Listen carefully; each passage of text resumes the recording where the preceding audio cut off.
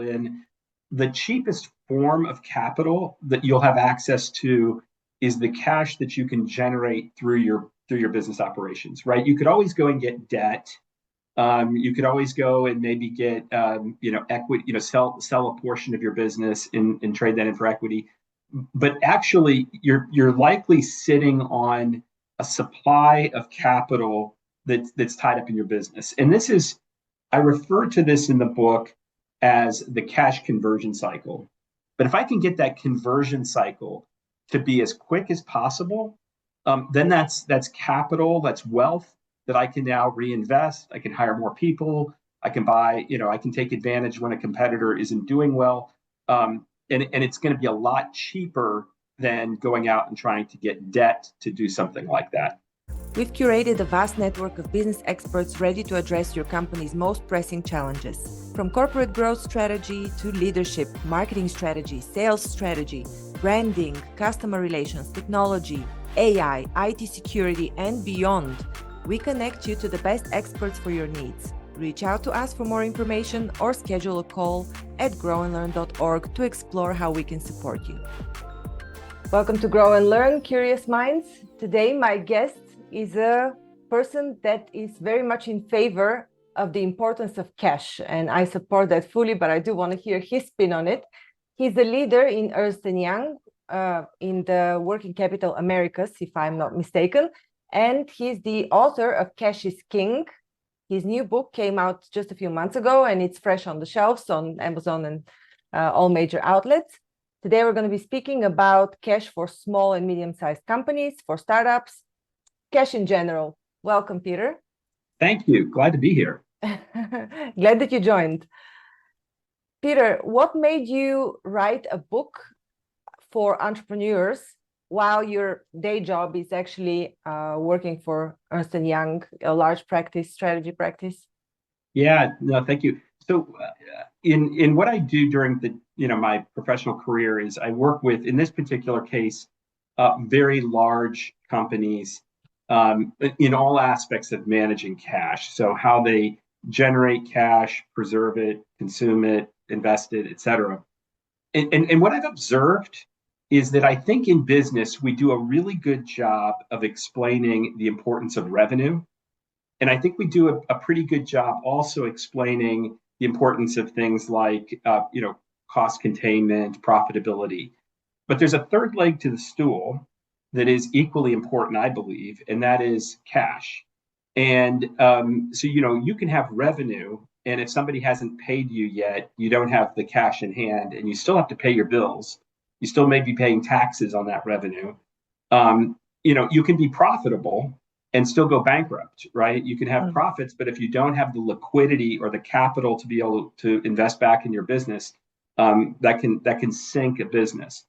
And so I thought, through the years of doing this work with very big companies, I thought there are lessons here that I think I could maybe explain and help small businesses and entrepreneurs avoid maybe some of those pitfalls or take advantage of some of these opportunities. So that was really my motivation, is to try and explain, the importance of cash management.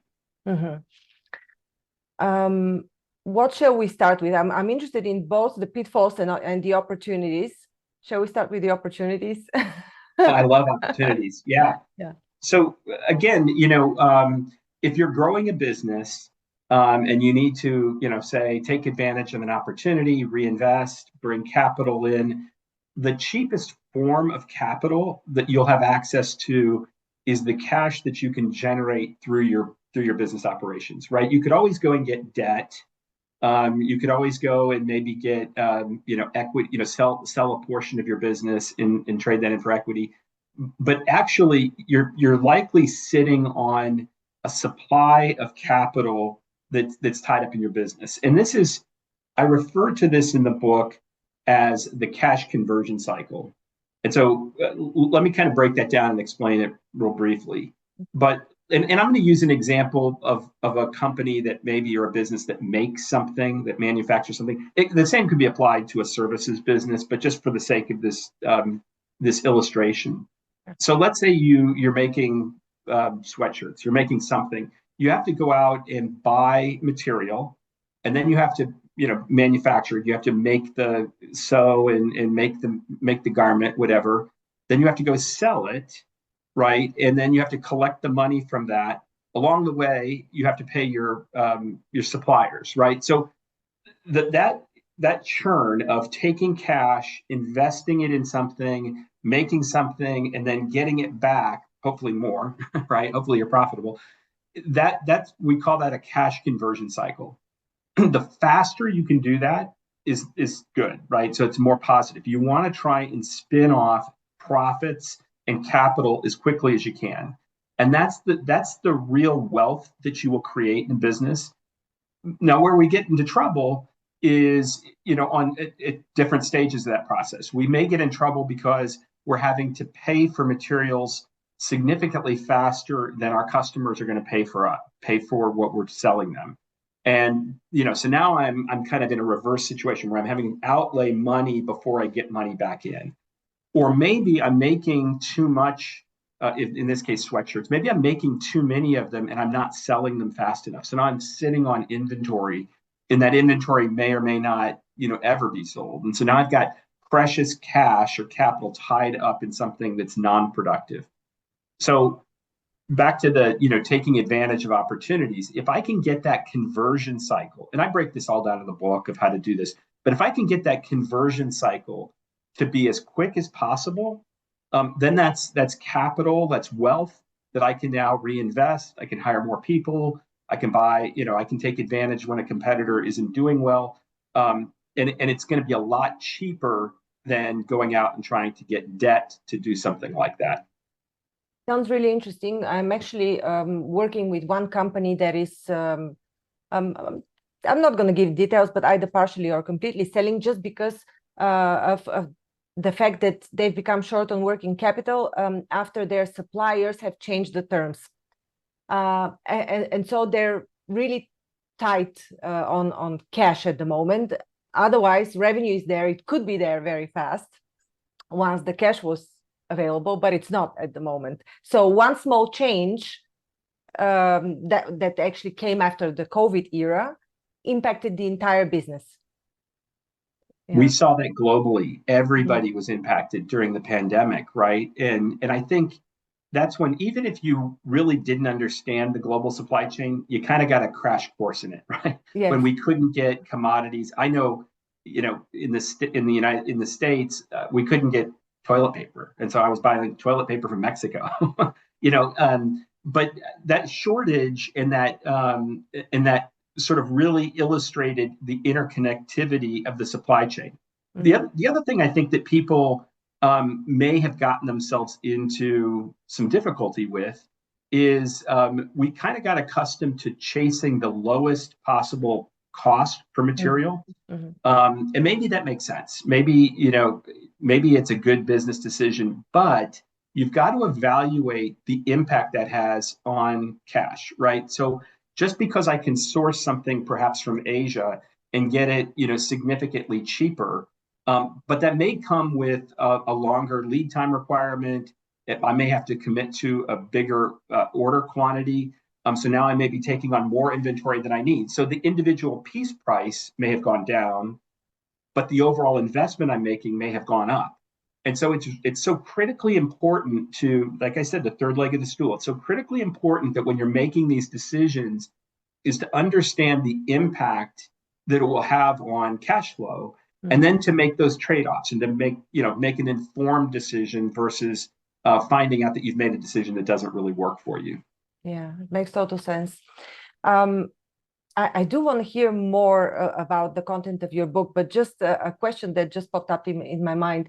Have you considered in the book, or maybe considering now, the impact of AI on supply chains, or of blockchain on supply chains? Because there are already certain projects that have been functioning, I know, in the real estate industry, in the construction industry, and like VeChain, for example, for supply chain. It's just one example of a project that's used for supply chain and can possibly mitigate cash shortages. Yeah, I don't go into much detail there. I do talk a little bit about some technological advances that are being made. What I wanted to do in this book is to cover sort of the basics and the primary concepts. I will assure everybody that this is not a textbook. Mhm. There are no complicated graphs or charts. In fact, I created a fictional company, and there are characters every chapter. They're trying to solve a problem, and so there's dialogue back and forth. And I wanted to do that again as a way to take what could be a very boring, dry subject. I've been accused during of bringing parties to a halt when I talk about what I do Yeah. for a living. So I wanted to make this fun and accessible, and maybe help people understand these basic concepts. For sure, there's a lot of new advances in Gen AI, blockchain, et cetera. I really just kind of touch on that, but I don't go too far deep in that. All right. Well, let's continue with some other opportunities. If you could share a bit more about the content of the book. Yeah, absolutely. So what I do is I break each chapter down into, the different cycles. So you've got, the order to cash cycle is really everything from, when you go and get a customer, through taking an order and then fulfilling that order and getting paid for it, right? And no one goes into business to do this sort of stuff, right? I mean, you go into business because you're excited about the service that you're providing or the product that you're making, but this back office, sort of stuff around getting bills out the door and managing contracts and all that, that's not fun and it's not exciting. But what I can tell you is it's so critically important. Mhm. And if you are a small business owner and you're selling into a bigger business, you may not have any leverage over the commercial terms that they're offering. Meaning it may be a take it or leave it thing. Here's when we're going to pay you. Here's how you have to invoice us. Here's the contract that you have to sign. We're not going to sign your contract. You have to sign our contract. Mm. So if that's the case, and it often is, for small businesses, if If that's I the case, if I may yeah, add, not only for small businesses, but also if you're dealing with a very large corporation that is a monopoly. exactly. Yeah. And so if that's the case, then you need to then manage everything that you can possibly manage, in that process. Meaning that, if there is a date that they tell you the invoice has to be in by and to a certain location and with the right information, like maybe it's a purchase order reference, you need to make sure all of those things are accurate. And I refer to this as, in this particular case, is measuring things like, what's your best possible days to collect? And I kind of explain how to make that calculation.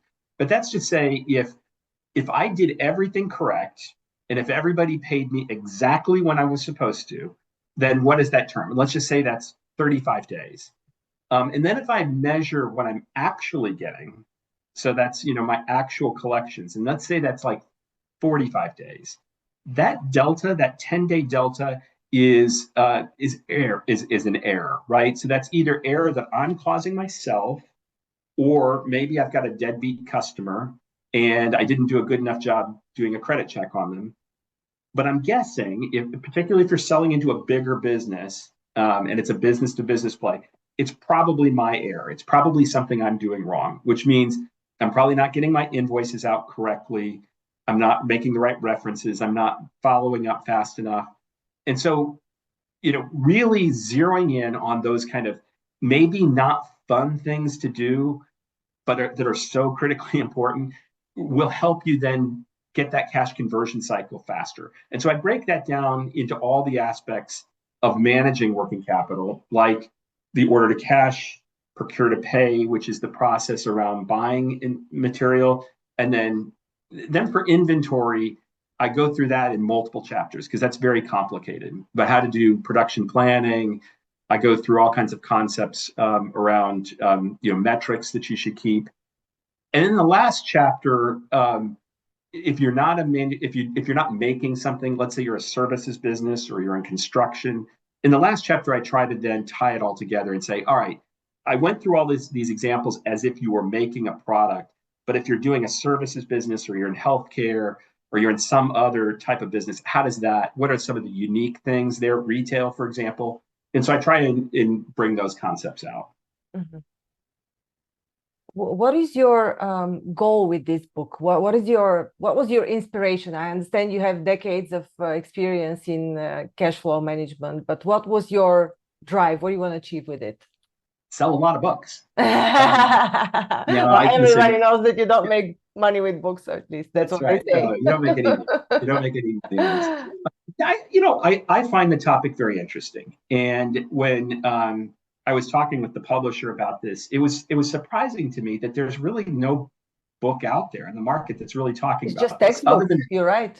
textbooks, right? Yeah. So you can get an accounting textbook or supply chain textbook, and even those tend to be focused just on one aspect, like something around very deep around supply chain. There's lots of material on that, or lots of material around procurement process. Maybe a lot of material around sales and how to set up a sales process. But I wanted something that ties all of that together because it's all got to fit together, right? Yeah. So like when we go and chase, we love revenue, and that's great, right? Most small business owners get very excited about the sales process, and so we love to go get revenue.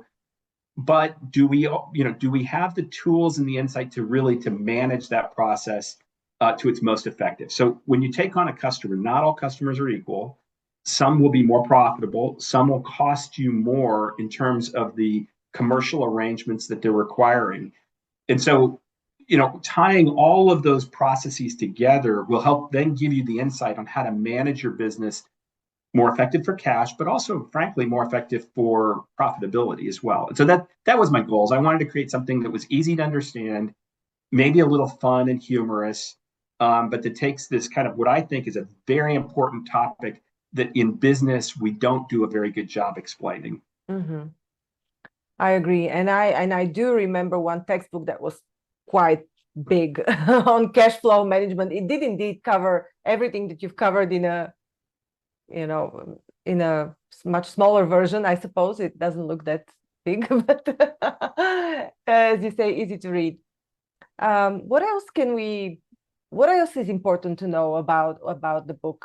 Do you touch on aspects of culture management or how to switch your mindset towards the importance of cash in running your business? I do. So I've got a whole section on metrics, metrics that you might want to consider, and I try and explain them in very easy to understand ways. Again, so things that I think are important. One area that I also talk about is the importance of forecasting your cash.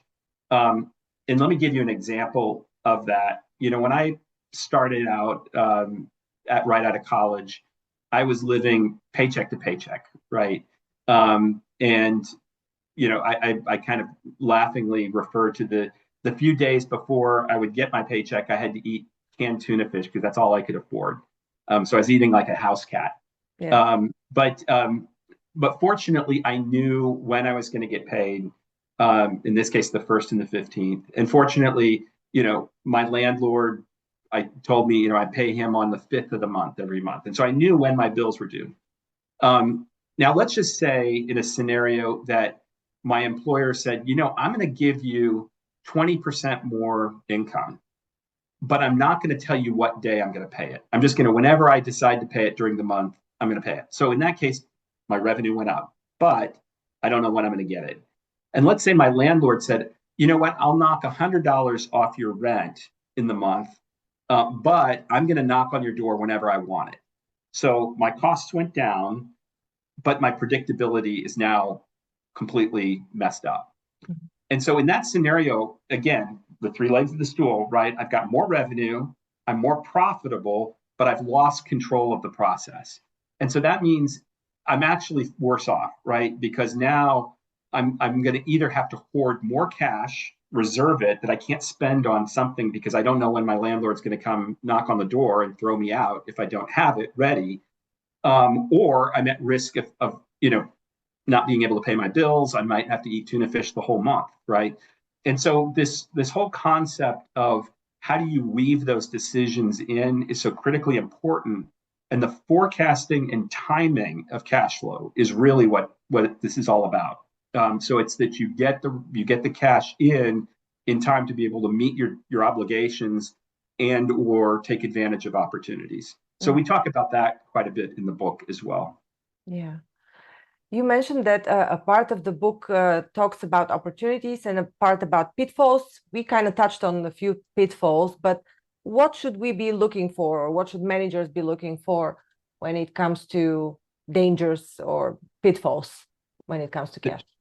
Yeah, the thing, I think we all know, right? The only thing certain in business is that it's uncertain, right? Decisions that you make one day are going to be bad the next day. We had the pandemic, interest rates have been going up, we have supply chain problems. So there will always be, what I call little crises, right? And so what I've got a chapter in there on resiliency.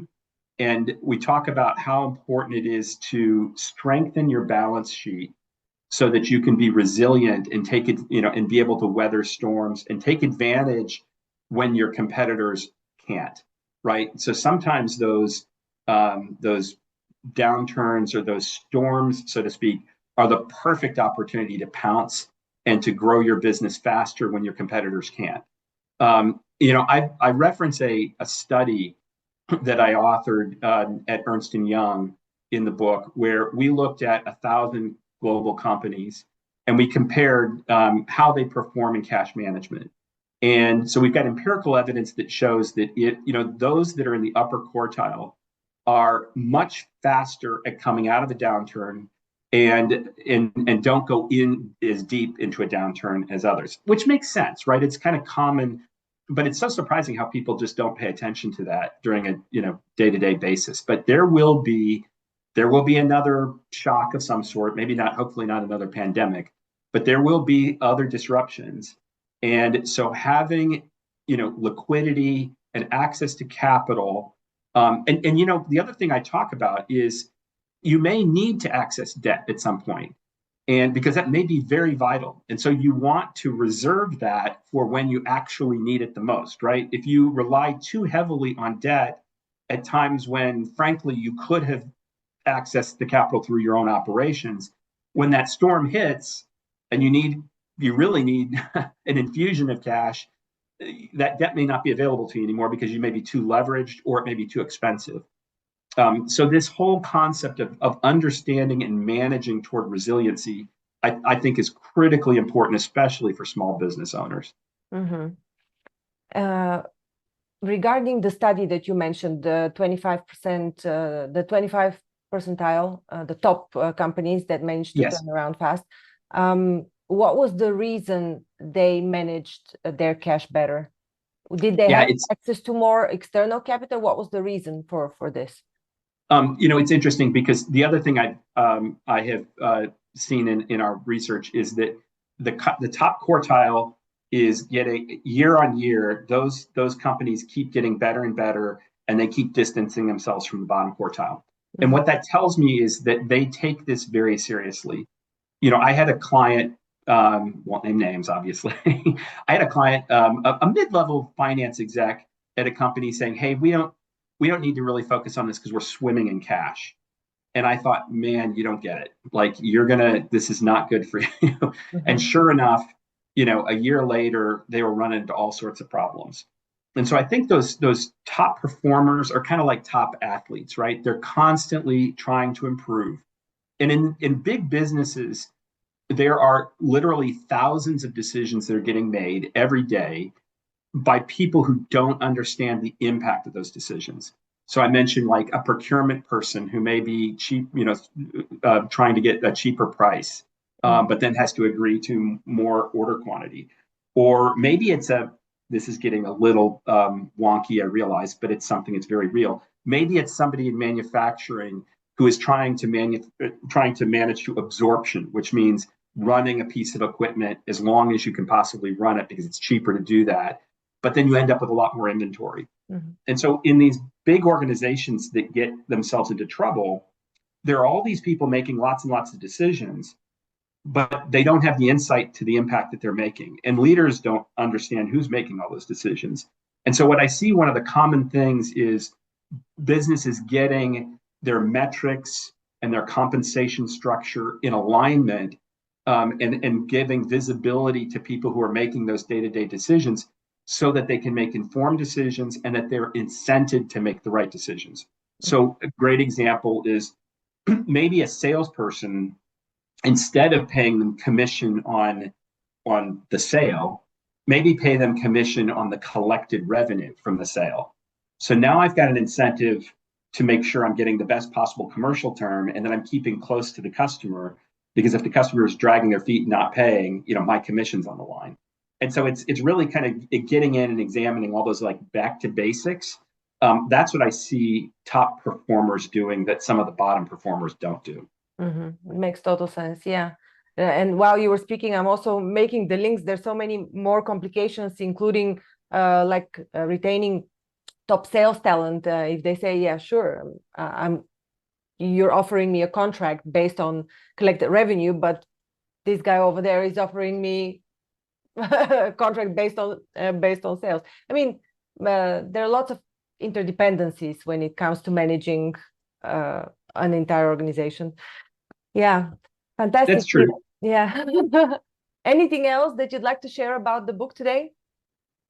No, I think we covered a lot of it. Like I said, I think listen, this is it's a potentially boring subject matter, but I think that's very important for people to understand, and try to lay it out in a way that hopefully is very accessible and fun, go through kind of these basic concepts that I think are very important.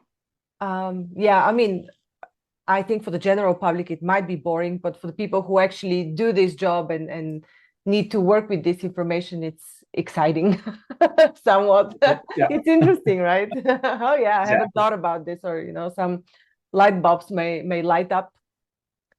Thank you so much, Peter. Cash is King. Where can people find the book and your website, if you could share? Certainly. My website is my name, peterkingma.com.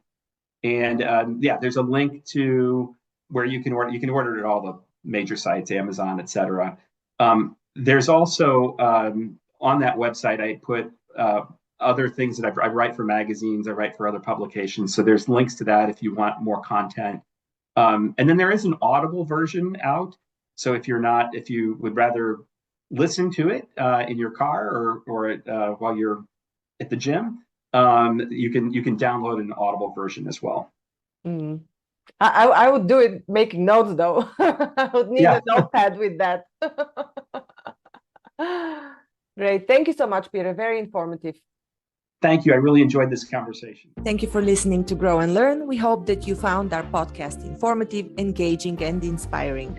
Our mission is to help you keep growing and learning, and we hope that our conversations and insights have provided you with practical advice and useful perspectives. If you're looking for personalized support and guidance to help you achieve your personal or professional growth objectives, I offer a range of services to help. As a trusted management partner and mentor, I work with businesses in the process of transformation, looking for new streams of business, as well as M&A. With an extensive professional network of experts and mentors, I can bring on board the right person or team based on the specific needs of the company I'm working with. To learn more about the services I offer and how I can help you achieve your goals, visit my website at growandlearn.org. You can also reach out to me via email or social media. I'd love to hear from you. And if you enjoyed this episode of Grow and Learn, please subscribe to our podcast and leave us a review. Your feedback is important to us, and it helps us to continue to create content that is relevant and valuable to our listeners. Thanks again for listening, and we look forward to sharing more insights and perspectives with you in the future.